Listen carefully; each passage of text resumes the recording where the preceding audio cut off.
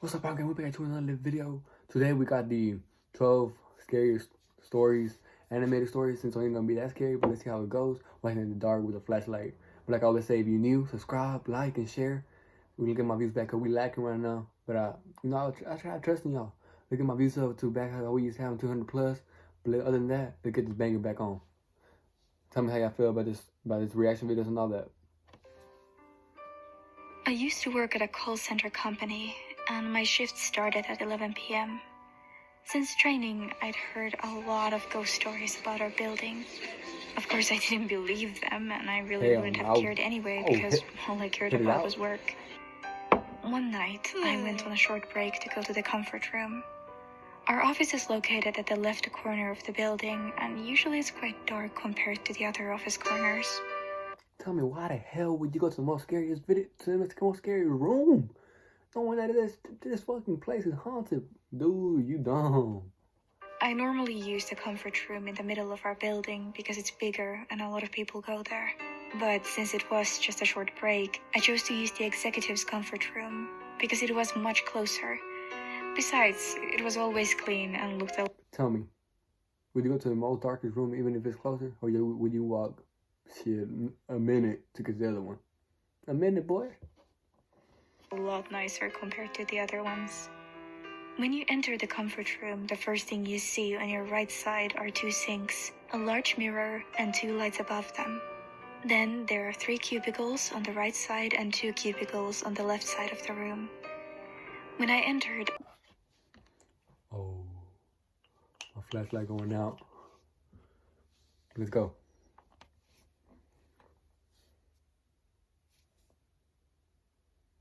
When I entered, I noticed that the room was a little bit darker than usual. Some of the lights were not on, and only the cubicle in the corner on the right side had paper left, so I entered that one. When I was sitting on the toilet, I heard someone come in and enter the cubicle next to mine.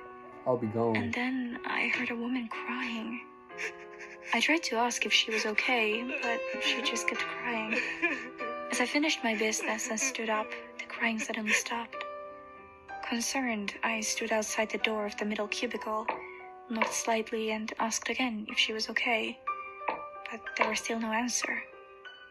I tried peeking under the cubicle door, but no one was in there. But I could have sworn I heard someone come in earlier. I felt a bit spooked as I remembered the ghost stories that my coworkers used to tell about our building. I'll be gone. I started walking fast to the exit, but somehow the doorknob that was fine when I'd entered was now broken, and I couldn't get the door to open. I was getting actually scared. The crying began again. I started banging on the door and shaking the doorknob. There was no use. And then the sound of the woman crying started getting closer. Panicking, I also started crying while banging desperately on the door. The crying stopped. I could feel the woman standing right behind me. One of the lights in the ceiling started flickering, and the door still wouldn't open. I tried to avoid looking back in fear of what I might see, but from the corner of my eye, I saw in the mirror a reflection of a woman in the flickering light. She wasn't standing at my back. That bitch ugly. But half of her face was visible in one of the cubicle doorways. I closed my eyes. I was soaked in cold sweat. I remember shaking from fear, thinking I was going to die. I started praying as I cried. Only a minute or two, wait how much longer passed before the door suddenly opened and maintenance lady stepped in. I was so relieved. I told her about what had happened, but she just... How the hell does this one lady come up to her after all this shit happened? Why doesn't it happen whenever it's happening? This is fake. I don't believe it. Just apologized for the broken doorknob and ignored everything I said about the crying woman. I went straight to the office and apologized to my supervisor for coming back late from my break. I tried to tell her about what happened and told her that I was not feeling well, that I didn't think I could finish my shift that night. She didn't seem to believe my story. I warned my coworkers as well and told them about my scary toilet trip. I never went back to that comfort room ever again, and eventually left my job a few months later. I would too. It was in 6th grade in junior high school. I remember this one specific day when there was a thunderstorm. I was heading to gym, where the gym teacher greets each student outside of the girls' locker room as usual. I went inside the locker room.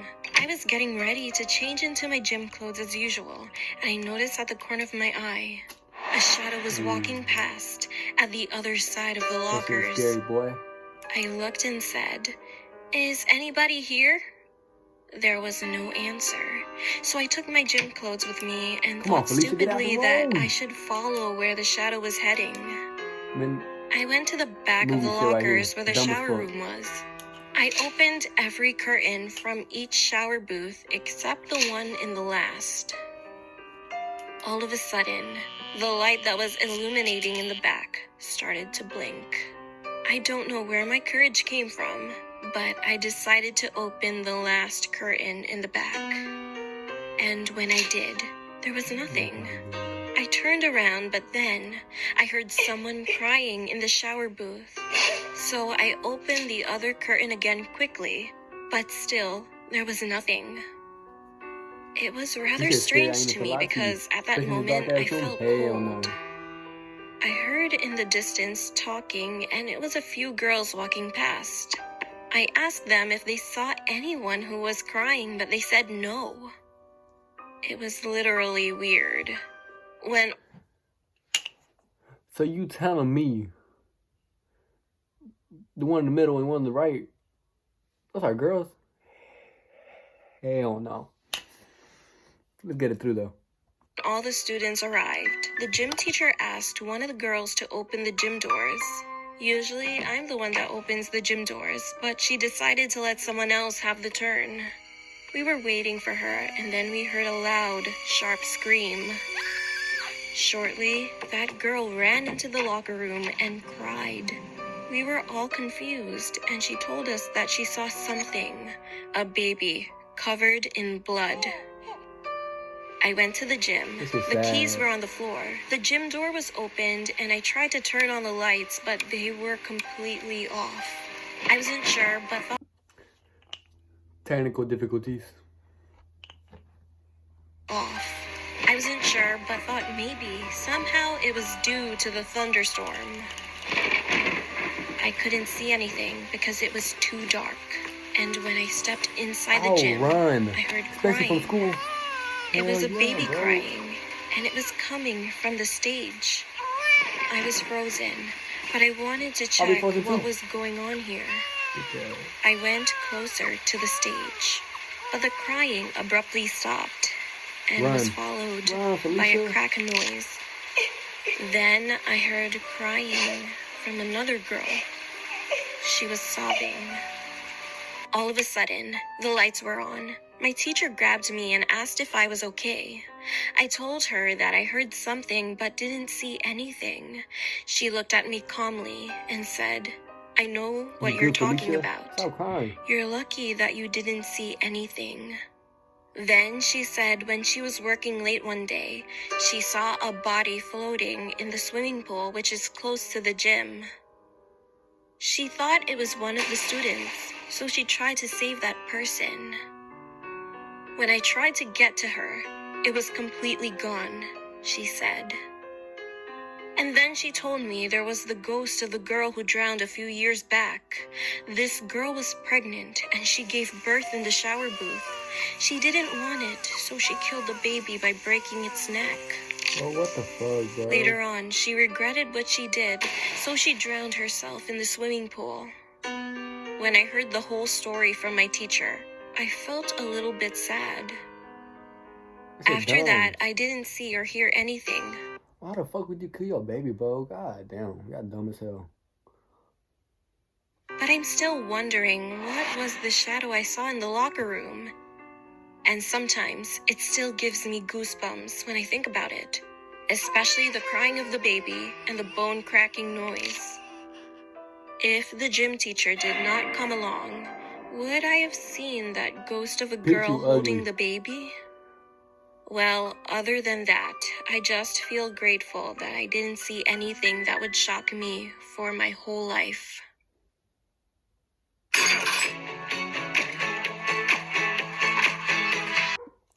Let's get back to the video. Technical difficulties again. Damn, my eyes look green. They not though. Let's see how it goes.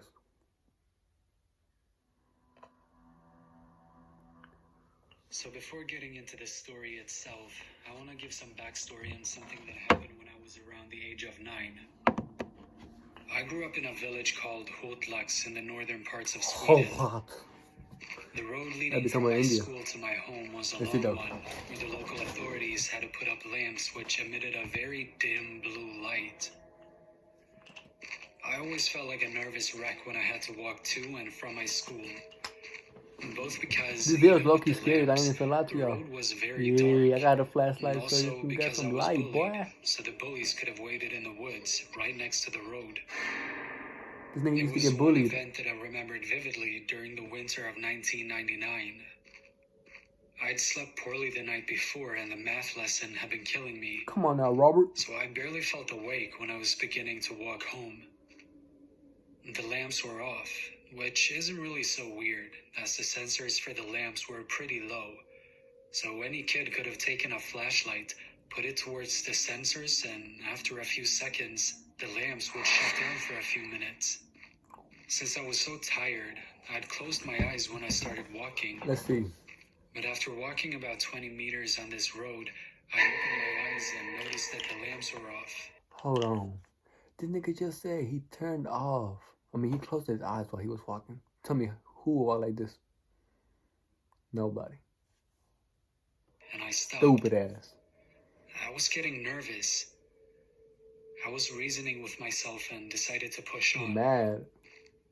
I was 10, and in my youthful This arrogance, nigga doing marching? I thought I'd reached the Face age ass. where my balls should have been as hard as Duke Nukem's. Hotlex is a very quiet village, so I was barely hearing anything except the wind when this happened. To the left of the road is a very thick forest, and suddenly I could just hear this loud scream coming from it. It was very similar to That the nigga real scream you scared. can hear in movies when someone's in huge pain. You finna whoop his ass? With the speed of Big face Usain ass. Bolt, I ran as fast as I could towards my home without looking back. The nigga say Usain Bolt. Head ass. Nigga, but this dude cannot run that fast. I know he ran pretty fast, but he ain't run like Usain Bolt. Now we're jumping to late autumn 2011. My parents were on a trip to the Canary Islands and asked me to move into their house just for the week so I could take care of the dog. I wouldn't. The thought of spending a whole week in my old room, listening to my Yeah, old nigga, Mayhem wow. CDs and eating pizza were just too good to be true. I always walked with my dog outside during midnight, because then I didn't have to take him outside again until the late morning hours. This time was no different, except I decided to walk a bit longer. I decided to walk along Oxelvägen and then follow Inimaksvägen towards Norra Hotlaxvägen. There are no lamps on the most parts of Inimaksvägen, so after leaving Oxelvägen, I stopped. I lit a cigar and told my dog to stay close. Damn, that cancer stick though. But this is his dude from whenever he was a little kid. He's doing it again though. Why would you go back to the place where you saw something? Where you used to get bullied at? To me. While walking along the road, I was just enjoying the fresh air and listening to the sound of leaves rustling in the trees. There's a pretty big area next to the road where they have chopped down a lot of trees. When I came to that area, my dog stopped and started barking towards the area I described. When I looked towards the area, I could see the silhouette of a person. That nigga look like The only Slender visible Man. parts were the hands. I said, "What the hell," with a pretty loud What voice. the hell, nigga? The person turned around towards me. If I didn't know any better, I could have sworn that only the head and hands turned, as I didn't see any run, movements bro. at I all ain't on the gonna rest catch of the y'all. body. This dude is A white stupid. mask. The guy was wearing a white mask with a slit for each of his eyes. My dog started whimpering. I feel The bad, guy bro. raised his right hand with all of his fingers pointing towards me, and he screamed. It Face sounded ass. like the exact same scream I'd heard as a kid walking home from school that afternoon. What must have been survival instinct, I just started running. Where your dog at? When I had ran for 20 meters or so, I stopped to see if my dog was still with me, which he was, and then looked towards the spot the guy had stood. He wasn't there. He had moved to the spot where I stood, now with his hands down, but the mask still towards me. I started running again until I got to Norra Hotlagsvägen. I'd never been so scared before. When I stopped, I was crying and my whole body was shaking. And then I walked home. That nigga lane was full, bro. What the hell? Hey, that's it though. Let me know if y'all like the video. Or y'all, we're gonna do part 2 on this though. And if y'all want to watch the rest of this video, give this video a thumbs up and we'll see what's up. But other than that, keep up with the views, get my views back up, and we'll see what it do and what it say, what it do. But other than that, subscribe if you're new, like, share it to y'all friends, let them know we got a young stars rising up about me playing though. But just help me out, get my views back up.